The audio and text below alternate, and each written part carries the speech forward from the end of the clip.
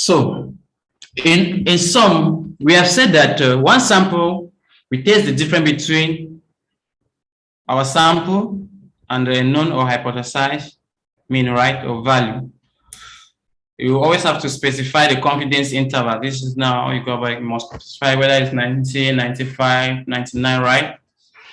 And we have to produce us a table. Now, we want to, there's data, this data, I think this data is provided by Spss. We'll try to get the data from our machine. And says a manufacturer of high performance automobiles produces disc brakes that must measure 332 millimeters in diameter.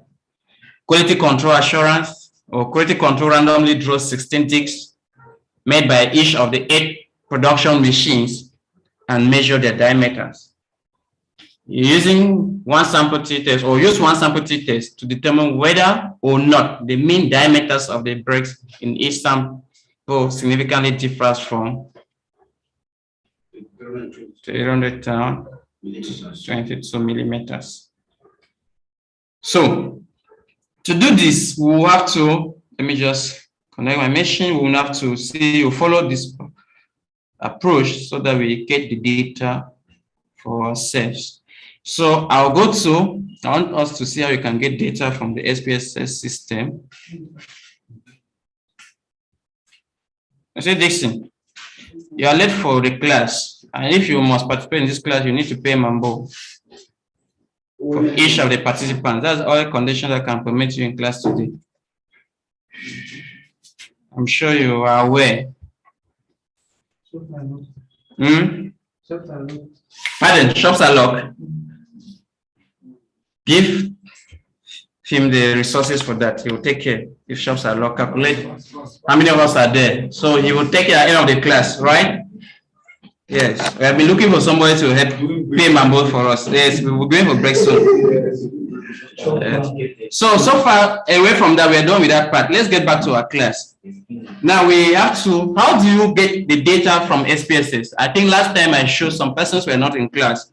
Spss, when you install the program, it comes with some sample data for you to use to practice. You can do, maybe most of us, we may have challenges getting data. So Spss helps us with data. To get the data, if you are using Windows, which I know all of us are, most of us, all of us are using Windows here, you will go to the install drive of your system. So most at times is local disk C.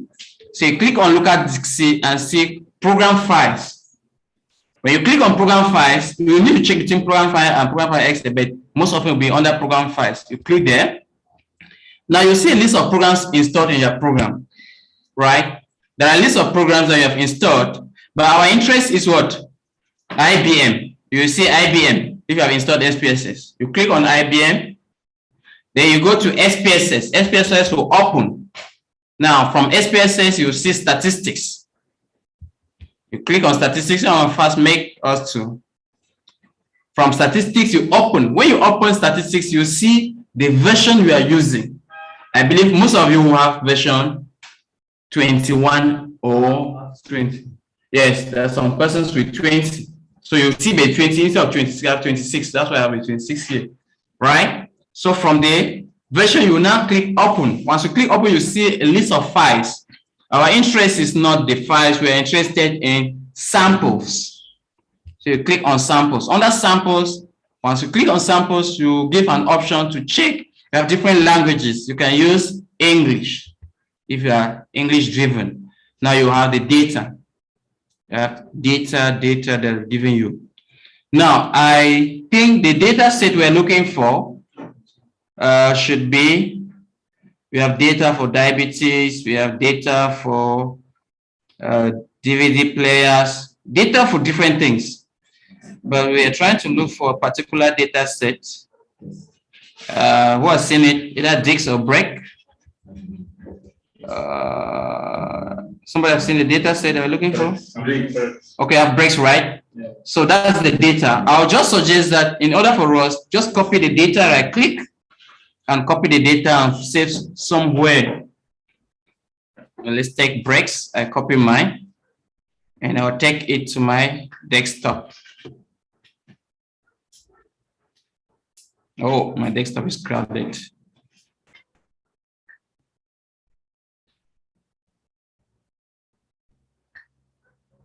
So I've saved the data on my desktop. I can now open it. Here, let me just go. My system is a bit challenging because I have so many applications running. I can go access desktop from here, and I'll right-click the data. So, are we there? I have the data open. I have my data open. So check if your own data is open, and let me know.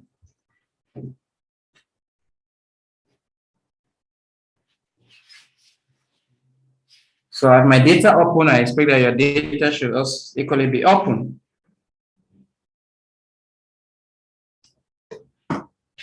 So with that, we have our data now. Now, this is peculiar to this exercise. I want to, one of the things, since we are dealing with different machines, which at times I know some of us may find a little bit challenging understanding the principle at this point, is that the first thing, we have different machines and has been labeled 1, 2, 3. This is our dependent variable, right? Let's say the breaks is our dependent variable. And what we are trying to do with this exercise is that we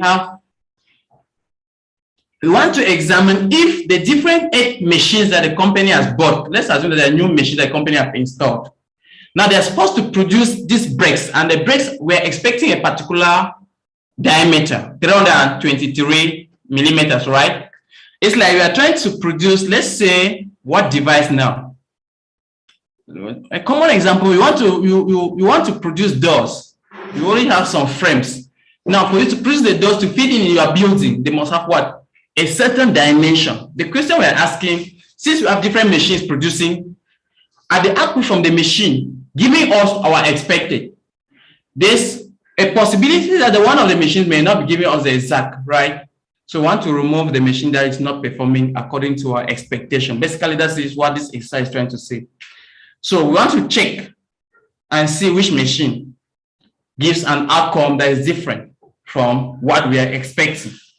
So if the machine gives an outcome that is different, then we'll discard that particular machine. So for us to do this, since we have different machines, we'll have to split our data. To split our data, we'll go under data. From data, we go down to split file.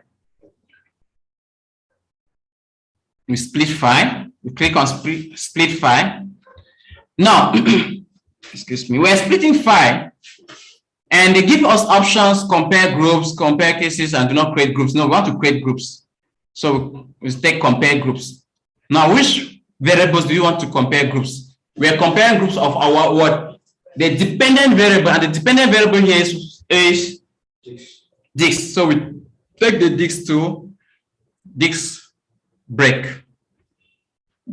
I insist this particular step that we are taking is particularly for this exercise. But for others, you may not need to go and split the data. You may have just a single machine, right? You just need to compare. You have just your school that you want to compare with the standard. But we want to split this.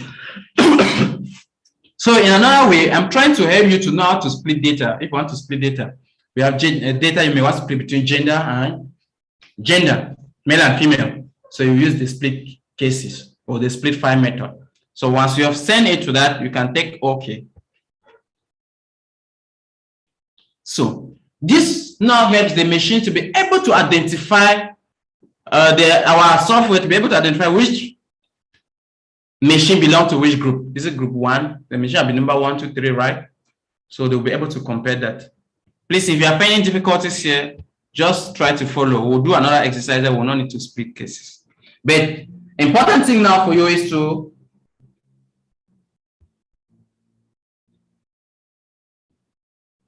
the important thing for you now is to get the aspect of us trying to use the one sample. To use the one sample now, you go to analyze, you have compare means, and you take the one sample. Once you click on the one sample, you take your dependent variable, which is known as a test variable here, to the dependent variable box, and you assign the test value. There's a test value. And what's the test value? This test value is our standard that we want to measure to compare with. What's the test value in our particular case? We have 322 millimeters. Now you can go to options. Options allow you to select, to choose. So if I click on options, I cannot take what? Okay.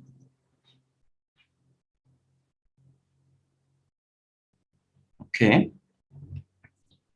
I receive a warning sign, meaning that there's an error. But let's come again. Let me do this. Oop. Split cases went successfully. I go again, one sample. Try something. Oh, I expect this to be. This is something with the data that refuse. Let's go. You don't have an error? You have an error, right? There should be something wrong. No, I think the split should be what is giving us. No statistics are computed for split a file in one sample. Could it be that the file was not split right accordingly? Let me go back to the split option.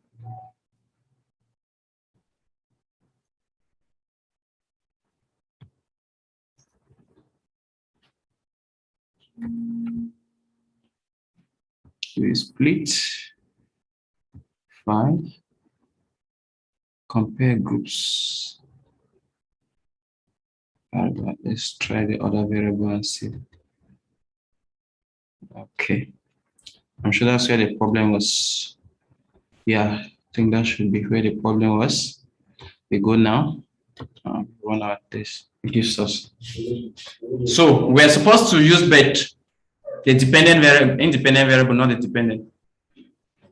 Because we're splitting the machines, not the outcome variable. That's where we have made a mistake, right? Our outcome variable is the diameters of the different breaks. But what we're supposed to do is to help SPSS understand that 1, 2, 3, the machines are of different levels. Have we gotten that? Where the mistake was coming from? Okay. So, in other words, what are we saying? Once you run your independent sample t-test, the first results you get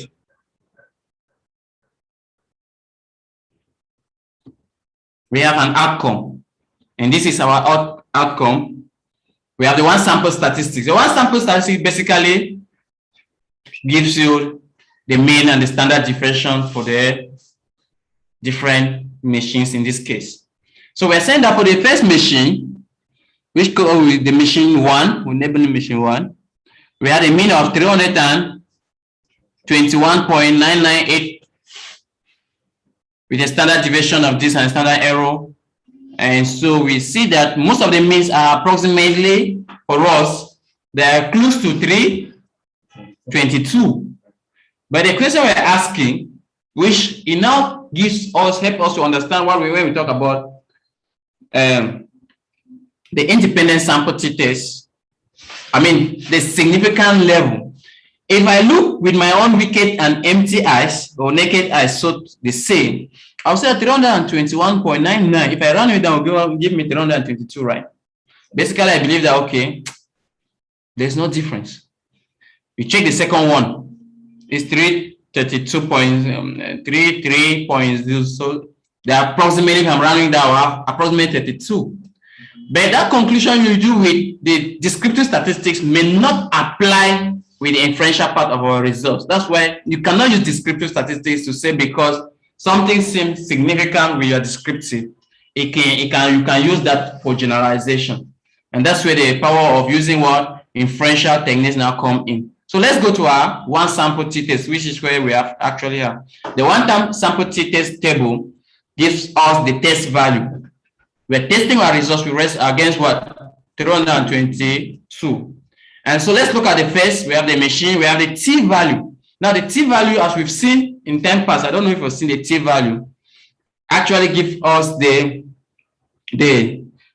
standard distribution t values for our calculated, which we can use to compare with what? The standard t-test distribution. For some of us that we understand what we mean by standard t-test distribution, which we earlier indicated when we were doing what? We say you need to use degree. We say we can either use the degree of freedom and the standard t-test.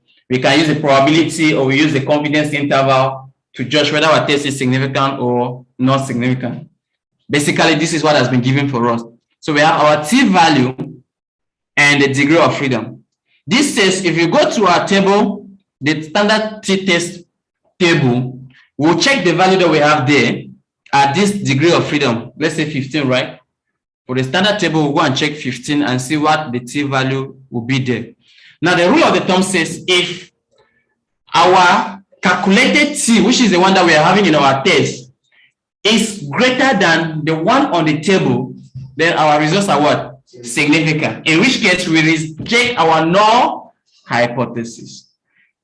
Wonderful students. What is our null hypothesis with respect to this particular case that we are doing? And I know yesterday they showed you the steps of testing hypothesis. We needed to start by stating our hypothesis, right? Now we choose our confidence interval, which by default we have used 95. And now we've run our results. We need to do comparison so we can take a decision. So what would have been our hypothesis with respect to these results? H1. H1 better than the critical. I'm not a statistician, so use simple language, daily language. You know, we said always put your statistics away and explain it for somebody like me that is not from the science background and not a statistics student. H1. Yes. They calculate in terms of the breaks. Mm-hmm. And they reach a significant difference between they break the significant between This can get publication from the one. But yeah, I have not really seen the values used. But the sample our mean is 322. Yeah. And we are trying to test. So you need to, because hypothesis testing or inferential statistics is just about verifying an assumption, right? And you must always know the assumption that guides your test. So we're asking based on the question. We all know the question. This was our question, right?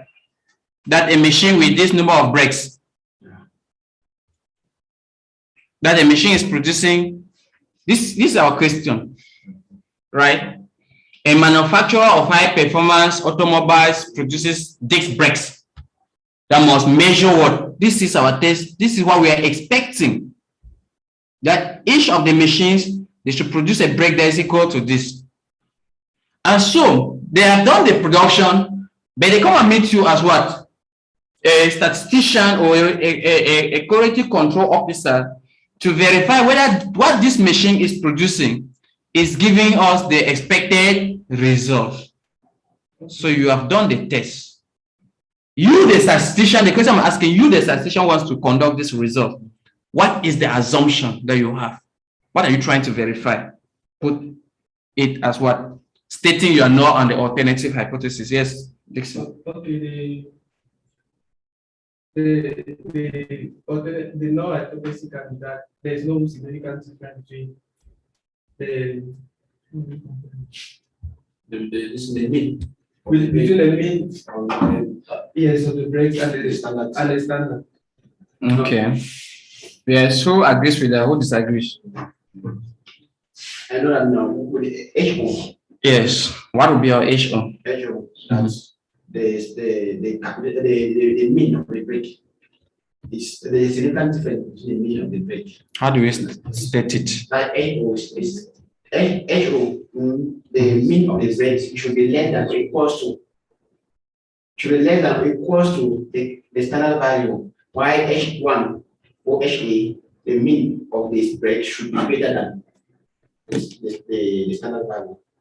Are we together? The mean of the break should be greater than the standard value, since for us to, for the result to be significant. When it is greater than, but when it is equal to or less than, we accept the H1. Who agrees with what he's saying? Because they've given me two different propositions. Mean, the calculation that the mean of the break should be greater than the standard mean, which is standard H1 or HA. H1 now, the mean of the break should be equal to or less than the standard break. I don't agree because Our null hypothesis is what is in default, what is there, and it means that the null hypothesis is that the measurement of the diameter is 322 millimeter. Now, our alternative hypothesis will state that there is an alteration given the new machines in the diameter. That is, either there's a decrease or an increase. Who agrees with what you said? So based on what you said yesterday, like the tutorials were saying, that was for us to accept for the result to be significant. Neither the calculated value should be greater than what the critical value, which is the standard value. But that's not the hypothesis. That's not the hypothesis. yes. Right. I don't agree because for t-test you are trying to compare difference in mean. So for one is explaining yes, which is different from chi-square, comparing different in mean from the standard. So you cannot be explaining that it should be equal to less than or equal to a standard value. Basically, what we need to understand is you are stating a hypothesis, and the hypothesis here, in this case, is like you said, we are expecting that whatever comes out from these machines should be equal to the standard, right? That's our null hypothesis, which means we are expecting that the diameters of the individual machine should be 322. In stating this in statistics, we are saying that the mean from our machine should be equal to. So the keyword here is by that equal signs, right? While the alternative said there will be a difference. So we have an equal to and a difference. A difference, it can be less than, it can be more than, but they're not equal to. But in stating, we equally talk about the aspect of being significantly different and not only different. Because if we go by simple reasoning, the diameter can be slightly different and we'll still manage it, right? They say, okay, though it's not fitting well, they can still help us. But when it's not able to fit to that measurement, to a certain extent, you cannot use it, right? You cannot manage. So, principle of significance simply means if you have let's assume there's a particular hole they want to put a rod there, we expect that the rod should be equal to a diameter to enter that hole. But there are some situations that it might not be, but you can force and it will enter. It can be smaller, you will still try to put it, it will enter. But if it's too small, it may not fit and you will not use that rod, right? Or if it's too big, it will not enter at all. Are we trying to understand? We're trying to put it in a more standard way. So significant means you cannot manage it. Just put it in that context. Is it either too big for you to manage it or too small for you to manage it? But it can either fit in well, such that you are not managing, or it's slightly different so you can still manage. But if it's too big, you will not be able to manage, and too small, you'll not be able to manage. So there's that acceptable range where you can still go with it, and out of that range, you cannot use it. Do you get that? That's how we can put the principle of significance in this case. And so we are saying that our null hypothesis says the output from this machine should be equal to 323 millimeters. But let's check and see if that has been respected by the outcomes from our machines. To do that, we come back to our results and verify the output. So let's take the first machine. Machine 1, what is the mean? Mean for machine 1 is you get 21. The mean for machine 1, as we saw up here, is 321.99851.4, right? Yeah, so it's less than It's less than. the standard. It's less than the standard. But the question we're asking, is it significant or insignificant? We know that's less than. Insignificant. Is it significant or insignificant? So in the case of it being less than, means we are looking at we consider the alternative hypothesis. No, we're still No, we're still asking the question. Significant or not significant. Because It can be less than, but insignificant, but greater than insignificant. Based on this. Based on our results. That one is. Mr. Teacher say, teacher says it's insignificant. Who agrees with it? Randy, do you agree it's insignificant? Randy, stand up now. If you don't know, stand. You don't have a third option. No, you have just two options here. Randy, stand. Yes. You don't know whether it's insignificant. Call somebody to help you. A friend should help you out. What do you mean by okay? Call the person's name. If you don't know, you don't know the name. Yes. The person that's looking down. I don't know who's looking down. So help Randy. Randy, keep standing. Yes, keep standing. Need to exercise. If you don't know, choose another person. Why you stand? Is it significant or insignificant? I know we did it in time past. I'm sure my colleague equally did it yesterday.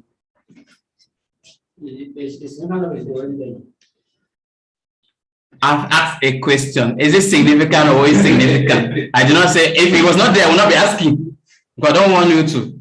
So is it significant or insignificant? He is the one to talk. If you don't know, just appoint the next person.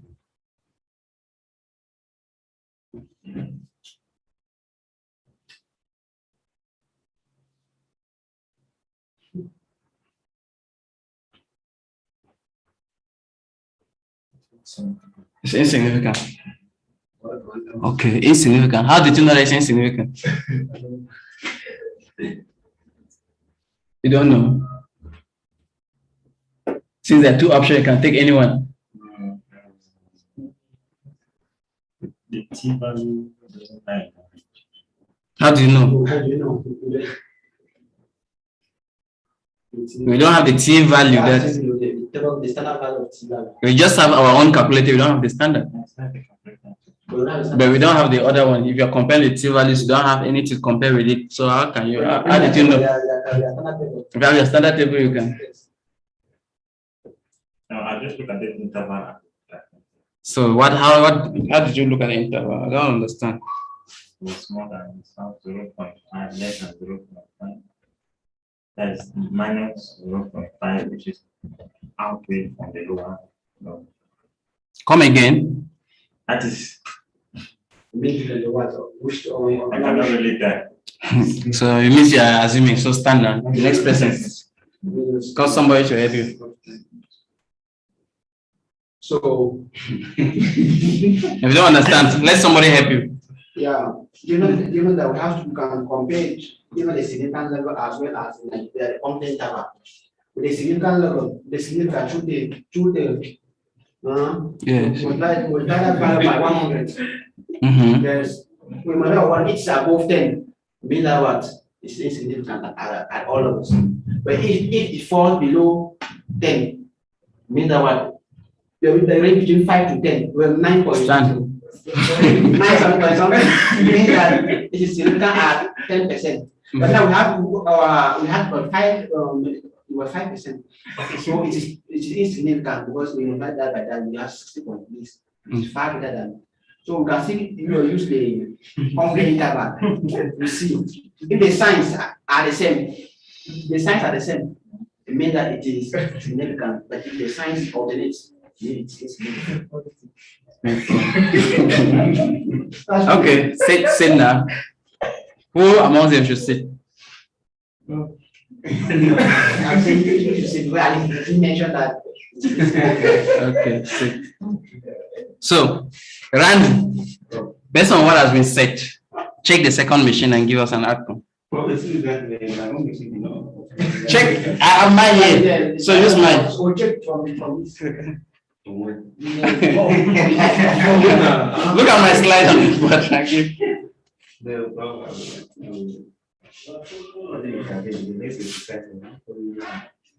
Is not follow this one up. So call somebody to help you now.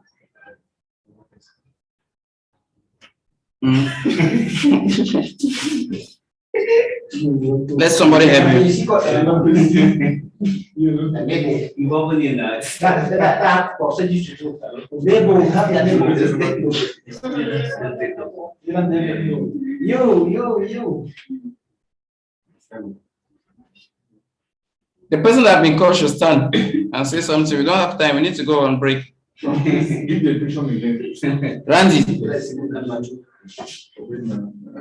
Randy, ask the question.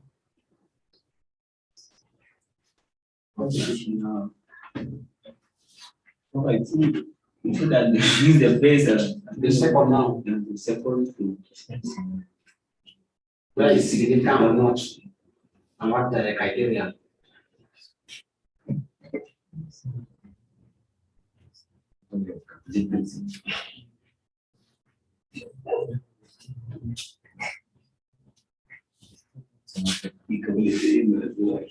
Actually, no, this is. Next person, if you don't know, invite somebody to help you out.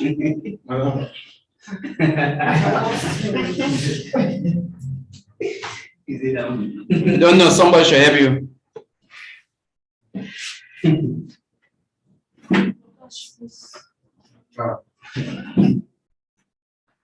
Should I be the people have decided they just stand up and go back? You cannot stand.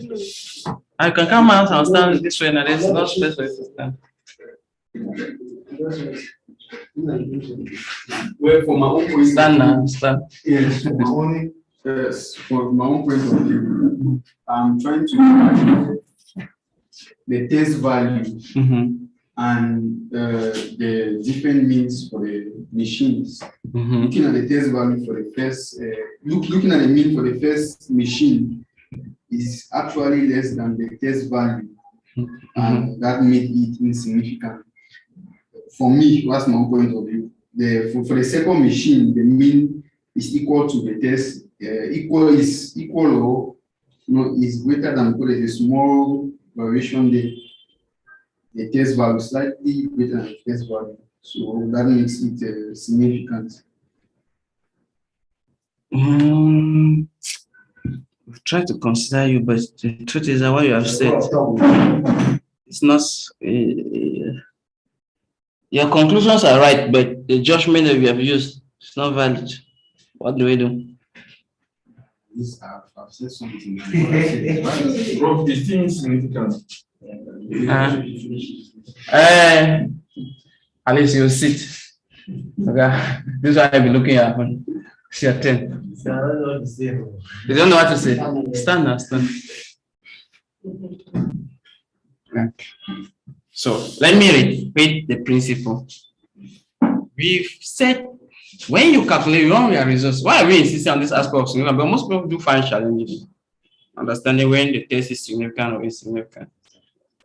Now, we said there are three ways most often that you will use to conclude that your results are significant or insignificant. The first thing is that you will use the t-value. Since we're dealing with this standard parametric, we use the t-value or the f-value, in which case here we're dealing with the t-value. Now, as you use the t-value, the rule of the thumb says you check the value you have calculated, which is the value you always get from your statistics. And with a standard distribution table, for us who did some statistics in primary school, to have seen the standard, we could go online and check and see a standard table, right? You check the value you've calculated at a particular degree of freedom. Now, because the table has so many values, we have for 100, for 200, 1000, And the degree of freedom tells you that go on that standard T table and look at the point 15 and look at the point 100, right? The degree of freedom in most cases n minus 1, or in some cases n minus k, where k stands for a number of variables. Here we're using n minus 1. We have 16 elements are made of each set of machines. That's why we have n minus 1 is 15. So we go on our table and check the T value at 15, degree of freedom 15, and see what the T value is. Now, we will not use that principle here because we don't have what? The standard T table. So we nullify that method because it will not be able to judge. A practicing statistician can judge it because over time you will know that this value is too small for it to be what?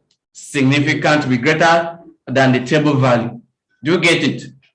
Now, we can use the probability value, and SPSS use the probability as what? Sig, or the significant. We can say it stands for significance or sig value, right? And we have said, since we are not using the T, we can use the probability value. The rule of the probability value says we compare this probability value with our test level. If your test level is 5%, you compare the value you have here with 5%. If your test value level is 10%, you compare it with 10%. If it's 99 or 1%, you compare it with 1%. Do you get that? Now we are comparing at 5%. The rule of the thumb says when the calculated value, which means your own significant value, the one you've had, is more than the test level, and here which is 5%, then your test is what? Insignificant. If your probability that you've gotten from your results or your value is more than 0.05, right? Then your test is what? Insignificant. If it is less than, then your test is significant. Now, we said there are some moments we may not use the T, we may not use the probability, we can just have what? The confidence interval, the upper and the lower limit. Now, the rule of the thumb for the upper and lower limit in this particular case says your value should not contain 0, right? And put in other words, it should be on the same side of the number line. Remember, the number line starts from 0 and moves negative or positive. In other words, we are saying that if you have negative for the lower and positive for the upper, it means there's 0 within. So negative is significant, negative positive insignificant, positive significant. Those are the 3 ways we can use to test if our results are significant or not, at least in most of these T tables calculations. There's some exceptional cases. If we're dealing with logistic regression, we may not be using this. We may not be talking of 0, we'll be talking about 1. Do we get that? So based on what we have said, I will use the first case to explain so you check for the rest. Now we have, and my T here is 0.553. Degree of freedom is this. So I cannot use it because I don't have the table. But at least I have 0.601, which is greater than what? 0.05. Basically, I can conclude that my test is insignificant. Or I go to the upper and the lower limit, which is the confidence interval. I see that I have negative for the lower and up and positive for the upper. So I can still draw a conclusion my test is what? Insignificant. Do you get that? So the first machine is what? Insignificant. In other words, we're saying that whatever this machine 1 is producing is not different from our 323. Though the mean was not the same. That's why we say cash answer was not the best, because we are trying to look at the mean and say, but this is the mean. It's not the same as 332, right? But it's 321 point something. And we are saying that whatever is coming out is not significantly different. Though it's different, but not significantly different. Do you get it? So we get to the second machine and says, let's check now. Our T value is 0.533. It's already greater for somebody that knows. Or is it more? It's already somehow proving that will be more than. Because for somebody that has been doing statistics for long, you will know that at 95, the T value will be around 0.2 something. But let's forget about that. It may confuse you. Or 1 point something. So we have 0, 0, 0. Is 0.00 greater than 0.05? It's less than, right? So we conclude that the test is significant. Let's check using the confidence interval. Here we have the lower value to be positive and the upper value still to be what? Positive. You can draw that as significant. Do we get it? For those standing up, is the explanation okay? So, who was the last person to stand? Okay. Tell us about the third machine. Is it significant or insignificant? 30 seconds. After 30 seconds, you don't say, the next person says, and you stand. The third machine. Is it significant or insignificant? Is that positive or full stop? Is the third machine significant or insignificant? Pardon? It's significant. It's significant. Keep standing. The next person. Is it significant or insignificant? The third machine. The third machine is significant. Significant. Keep standing. The third person. It's insignificant. It's insignificant. Why? Because checking the 0. This is 0.522, which is greater than 0.05. So we can That conclude. case is insignificant. So sit. The next person, let's come back to the first person. The fourth machine, significant or insignificant?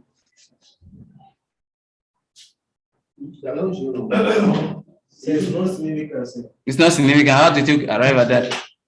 Because 0.2 It's significant. The second person, significant or insignificant? Insignificant. Insignificant. Why? Because the upper and the lower. You people should sit. Number 5. Randy. Yes. Significant or insignificant? Significant. Significant. Why? The feed machine. Because the value is 0.08, which is greater than 0.05. Is it significant or insignificant? Insignificant. Shida. So, have we gotten the brief? I know at times we need some pressure. When we stand like that, we excess our self, right? Have we gotten the principle? You need to understand the principle of significant and insignificant and how to draw conclusions, because that is all what we'll be doing. So, before we go for break and come back, looking at these machines, which are the machines that are significant and which are insignificant? And what would be your recommendation for the company? Which machine should be discarded and which one should not be discarded? The person that answered it will get 1 mambo from the mambo that Dixon will pay. Okay, let me answer and remove them. Let me answer and remove them. Okay, let's give you the opportunity to reduce the number of mambos. Yes. Okay, machine number 2. Someone should be jotting down the machines. Number 2. Machine number 2, machine number 4, machine number 7, and machine number 8. What should we do with them? Should be used, and the other one is kind of Machine, someone should read the values. Machine number 2, 4, 7, 8. What should we do with them? What should we do with it? Should we discard it or should we? it should be used then. Who agrees? Disagree. No, So- not number 8. Okay, we'll take number 8 out. Yes, then So 2, 4, and 6 should be used. 2, and the rest discarded. 2, 4, And 7. and 7 And 7. should be used. Then the rest discarded. The rest discarded. Disagree. Who agrees? Disagree. So your reason. Because they say it's significantly different. Yeah. which is not within the standard. So instead they should be discarded, but the other ones are not. The other ones are within the standard. Who agrees?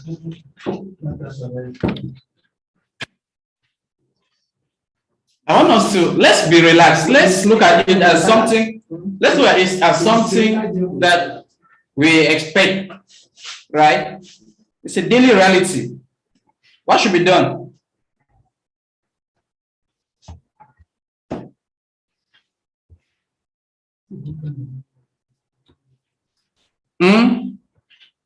What should we do?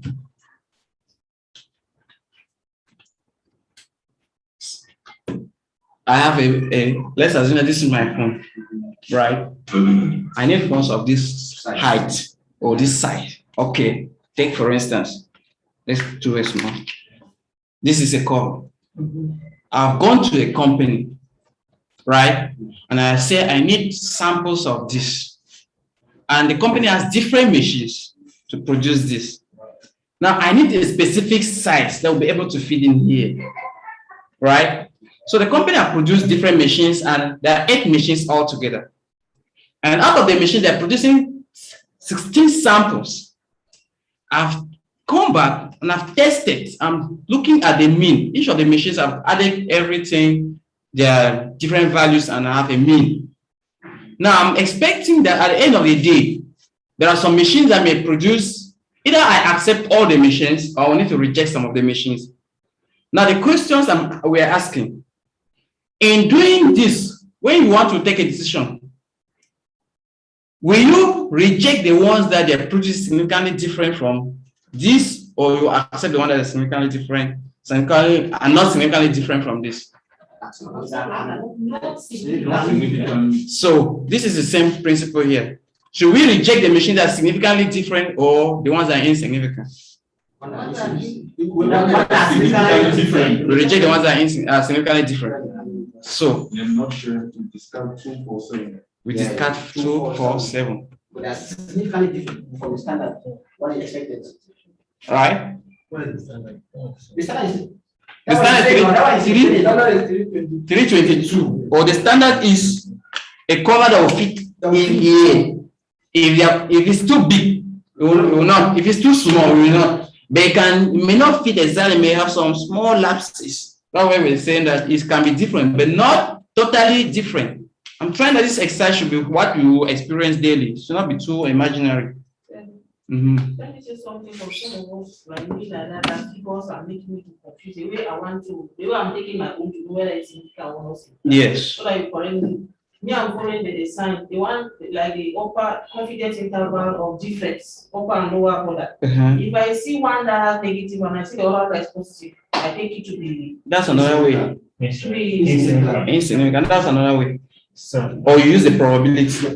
But I recommend you try to always use more of probability, but there's some situation will not have the upper and the lower interval. So the probability now, if I look at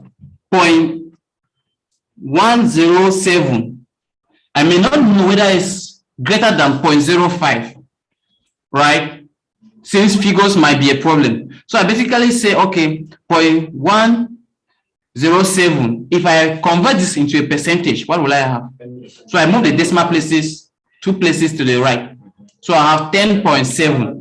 I look at 10.7 is greater than 5%. You get it?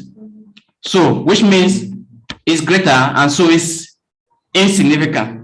If I check the negative now, you see that we have negative and positive. It still agrees. Let's go up to the other machine. If I move the decimal places 2 places to the right, I have 0.1, which is 10. This is 1.8%, which is less than 5%. So what am I saying? Is significant because it's less than, right? The probability is less than 5%. I go to the other one, I move again. I have what? I have 27.4%, greater than 5%. So insignificant, right? It's very simple to understand. I don't know. No, I don't. Okay, for now, use the upper and the lower. If that is what you've understood. But in most cases, you not find the confidence interval to give for the probability values. They will be more often looking for probability values. So you need to understand the probability values.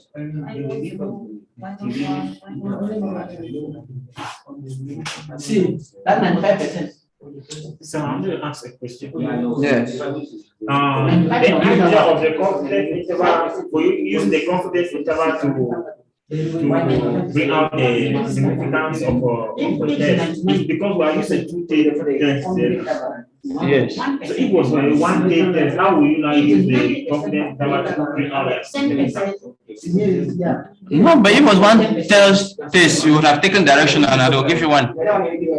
They'll give you one option, right? It means the test is directional. Yes, not directional. Let's assume they wanted to run this test. And we come here, right? So most often they're even giving us 2, but we want you need to divide. You need to divide these values by 2. Because you actually take this 5%, you need to divide by 2 the values to have the other direction. But however, in most cases we're using, they give you the confidence interval for 2 tail by default in SPSS because they don't take direction whether it's above or below. But you can now establish and know that. But the most recommended is the probability. If you understand the probability. Do we get that? So let's take a break and when we come back, we'll be able to continue.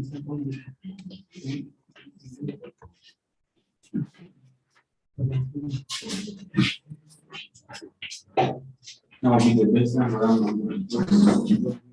No,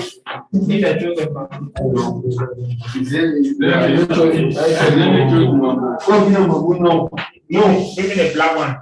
No. Black one.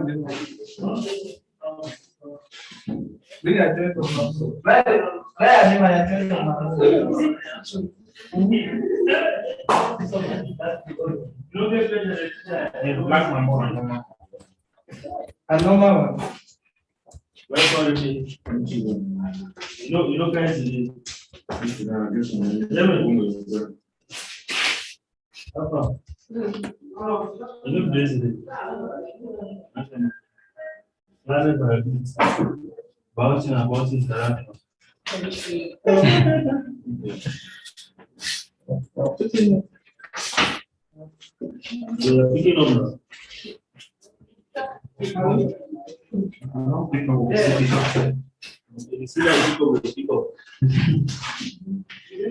One is not 2 weeks, 1 week.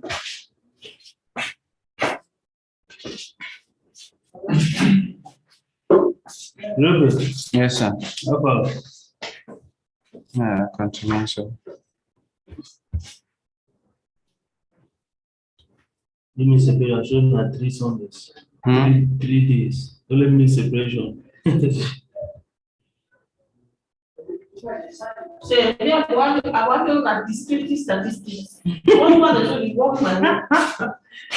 No, descriptive. Well, Let me evidence. we cannot. So me and I'm okay analytical and data. Why not? Yes. You are learning for analysis and you are a supervisor. So you need to see and understand.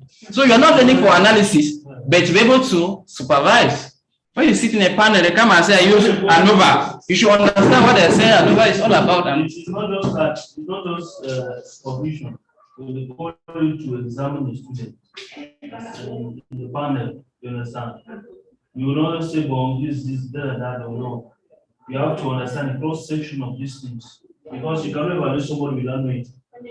Because this my level, level, what we say this. You're not in an HNG. You're not in an HNG. You want to end at this level? You want to end at HNG? No, you should not end at HNG. But the fact is that there's some, it's not, this thing is cumulative. It's cumulative. It's not. As you go ahead, you understand what is happening behind more and more. Things that you study now that you understand about 5 years ago, it's normal. So the things you don't understand, you just write them down. Yes, you must not cram them, you disturb your, just, if the main thing is don't understand one thing again. If you can come and don't understand those, maybe 3 values, that's all. It's okay, but that day, don't kill yourself. Don't kill yourself, you want to understand. So how do you understand a lot of things? But it's when you want to take everything together that you might not be able to get it. And killing yourself once you understand everything is also a problem. I know that this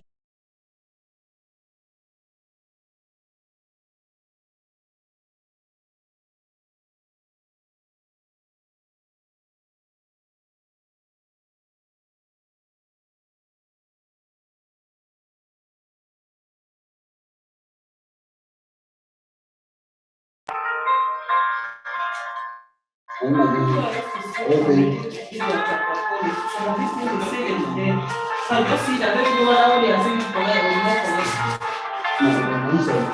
that's what I'm saying. No, you understand me.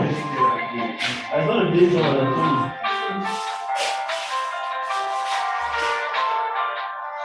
Someone may just see you teaching like this thing that we don't know. Like this, if you understand it, you did in secondary school, but it's now you understand it. Yeah. Because when I really already sit there for now, when I go to play the practice, formally, I don't pause. I don't even look at it because I don't even know what they are saying there.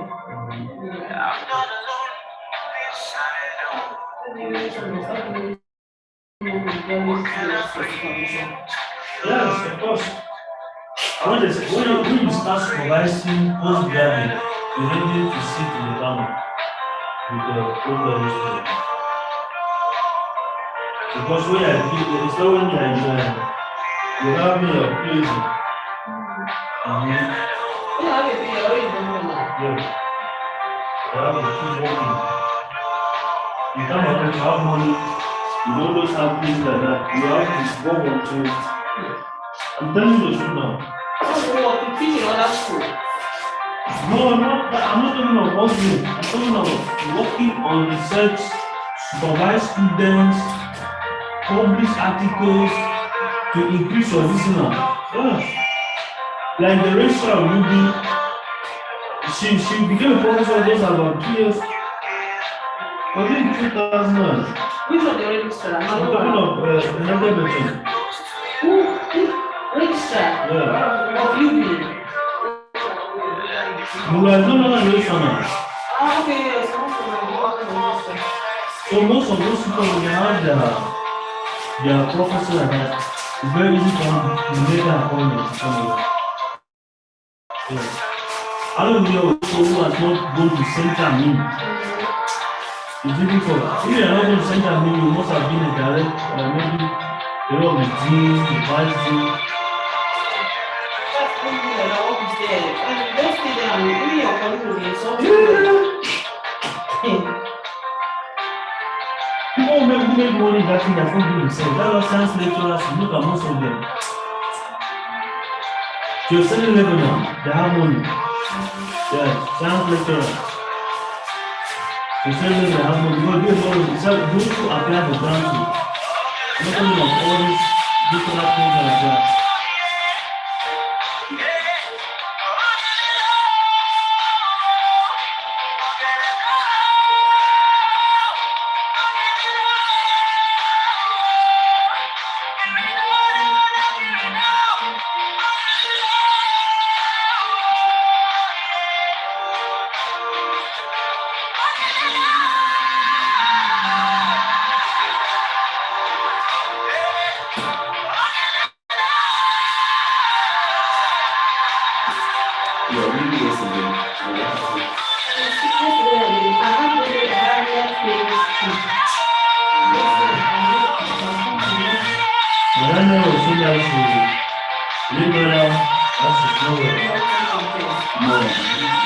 This people like this, the fact that some people they don't understand all this kind of stuff and